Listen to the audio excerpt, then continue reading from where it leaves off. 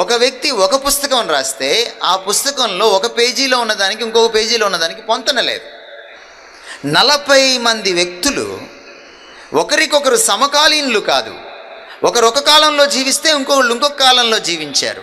1600 సంవత్సరాల కాలంలో ఓ పుస్తకం రాస్తే ఆ పుస్తకం అంతా కూడా ఒక్క యేసుక్రీస్తు గురించే మాట్లాడింది. 66 పుస్తకాలు కూడా 66 పుస్తకాలు కూడా ఒకదానికి పొంతన ఉంది, విరుద్ధత లేదు. భగవంతుడు రాయించకపోతే ఇంకెవరు రాయించినట్టు ఈ పుస్తకాన్ని? అది చాలదు, విజ్ఞత చెప్పదు మనకు ఆ మాట. ప్రపంచంలో మీరు ఏ మత గ్రంథమైనా తీసుకోండి, ఇలాంటి మత గ్రంథం మీకు దొరకదు.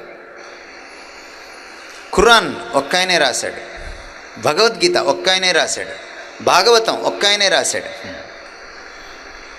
మీరు ఏ పుస్తకమైనా తీసుకోండి, ఇది 40 మంది రాశారు. కానీ ఒకదానికి పొందిక ఎలా రాయగలిగారు?